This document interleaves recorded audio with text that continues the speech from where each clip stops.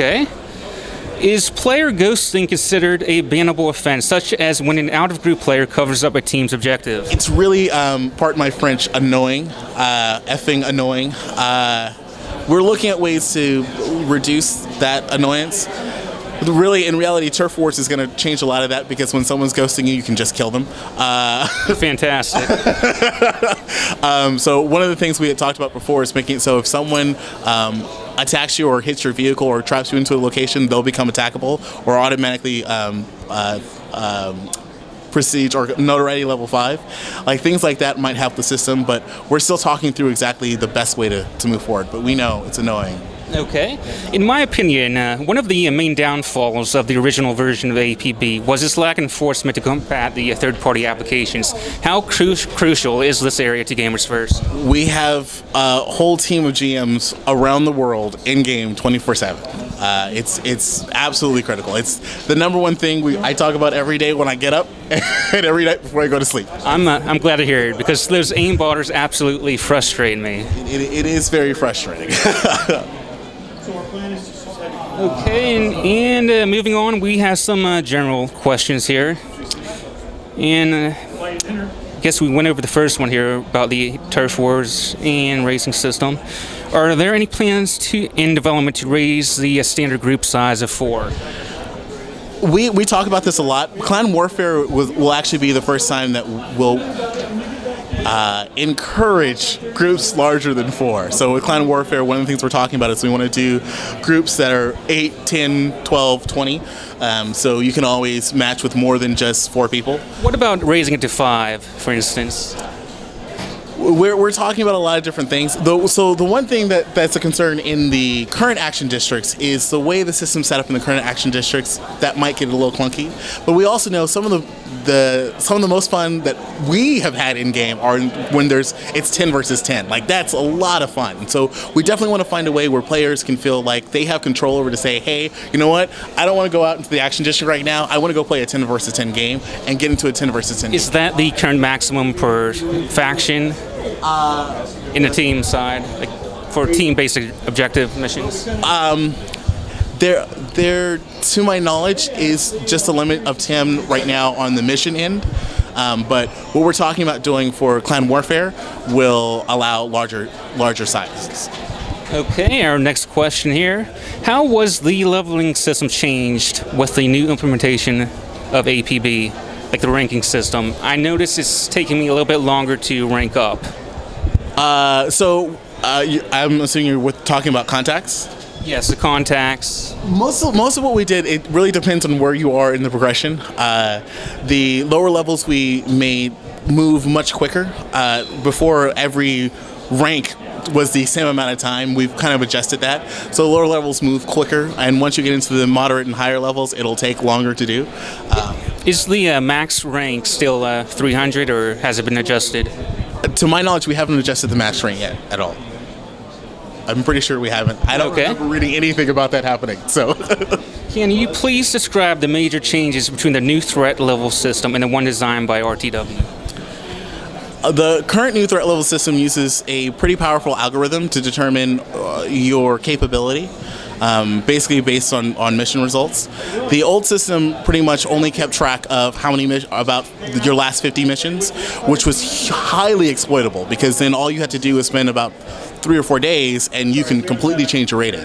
The new system, since it uses an algorithm that takes into account all of your past missions, it's much more difficult to game that system. So it's much more difficult to say, I'm a gold 8 right now and I'm going to drop to silver 9. It's much more difficult to do. Does it only count your PvP-based missions as opposed? Okay. Right now, it's only using that.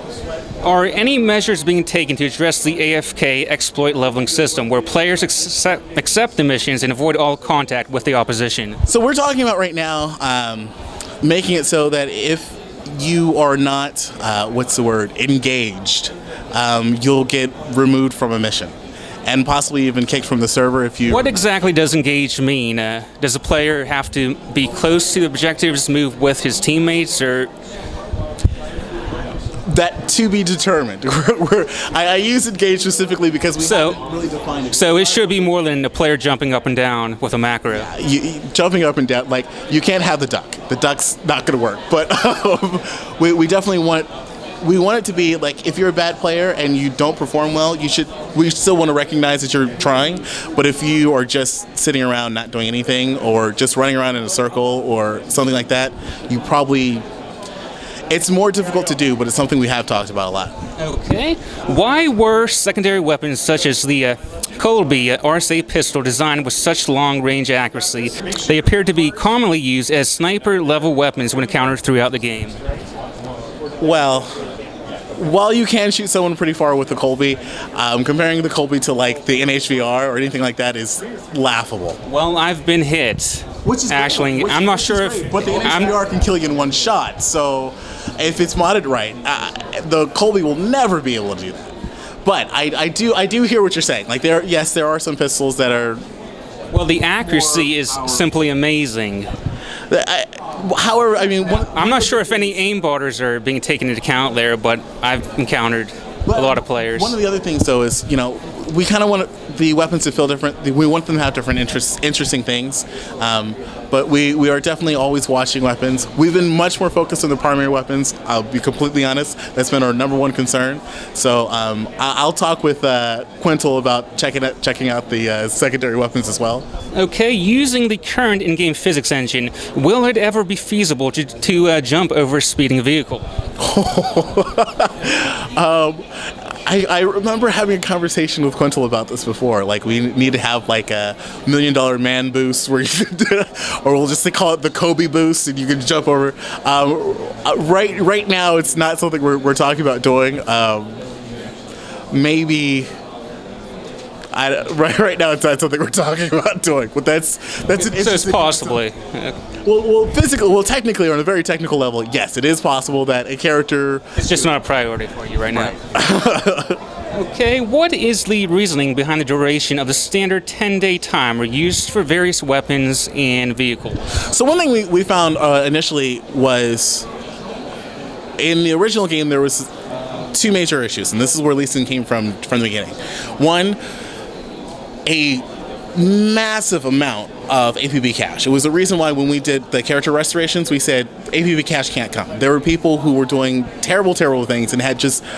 I had over 2 million personally myself. There were people who had, like, thousands of people who had billions of APB dollars. Billions! So, and in only 45 days, that's crazy. That's a crazy amount of money. But the big issue with that was because there was really no real money sinks that were trying to draw the money out of the system. So that was one issue. The other issue was there are a lot of weapons and not a lot of inventory. And inventory, we kind of knew, would always be a limitation from a technical end. So what we really wanted to do was we want to give the ability for people to try a lot of different guns at a really nice price, without having to worry about having their locker full of weapons that they don't want or need. Any possibility of removing the 10-day duration timer on the non-slotted weapons? Because it's sort of a pain to restock every 10 days. So, I mean, what we're really trying, what our hope is that as you progress, like, you'll want to get the higher level items. And honestly, we're talking about Clan Warfare.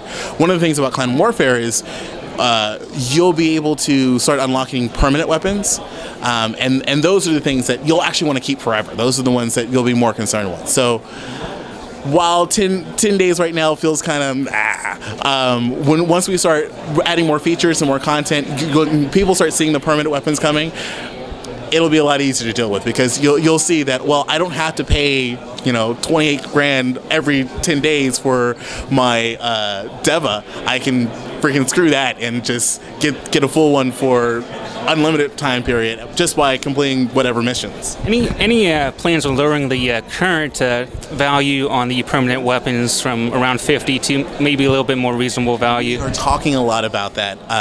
Players probably noticed last week we released the Scout PR1. Sniper rifle. Yeah, the PR1 at a lower price point. We're talking a lot about it. There's a lot of data coming in. I had a conversation this morning with Bjorn, TechMech. Literally, we were talking about pricing, and we're talking about it. There's a lot of conversation. Would you mind briefly shedding some light on the premium system? What is premium, you mean? Yes. So right now players can get premium. It gives you a 30% bonus to your contact standing when you get your contact standing gains and your APB cash gains. It also increases your customization limits to 100 layers per symbol and 3 projections on bodies or clothing and 7 projections on vehicles. And then it also allows you to, it reduces the cooldown of all your active abilities by 50%, and it doubles the chance that you'll get an item after completing a mission. Those are, oh, and it bypasses any queues that come up if the servers get full. So that's what it currently does. We have plans on the horizon for more things that I can't always talk about, but there are some fun things. Players will, one thing, the San Paulo City Council will be, that whole system will be announced in a matter of weeks, and when players see that, one thing that comes with that is we'll be doing an item of the month that the council will choose, and all premium players will get that item of the month. So you'll get a free item for 30 days every month just for having premium. Okay, and the pricing on the premium system? Currently it's $9.99. It'll probably stay that price until we feel that the game's ready, until we feel that premium is valuable enough to really be sold for $15. And there's, right now, that is not even on the outlook for this calendar year. And there's currently a discount offered beyond the first initial month of subscribing? Well, if you purchase premium, you get a 20% discount on everything on the Armis Marketplace. So if you have premium, you can purchase premium again for 20% off the price. So yeah, you can get premium for $7.99 if you have premium already. Okay, our final question here. Will it be viable for APB to be upgraded to the latest next generation Unreal Engine if released in the relative future? The last time the APB was updated to the current version of Unreal was about 2 years ago, and it took someone a year to do it.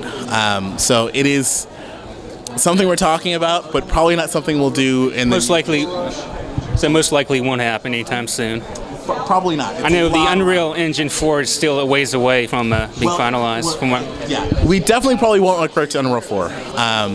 But we talk a lot about updating to a newer version of Unreal, because like I said, our version of Unreal is slightly old, but the game has had so many major modifications to it that pretty much every piece of the engine has been upgraded, and it would take a lot of work to go back through and reintegrate all those changes into the latest version of Unreal 3. So it's something we talk about. We may do sometime in the future, but not right now. Okay, well, thank you very much. I appreciate your time. Questions. Well, I'm glad to assist.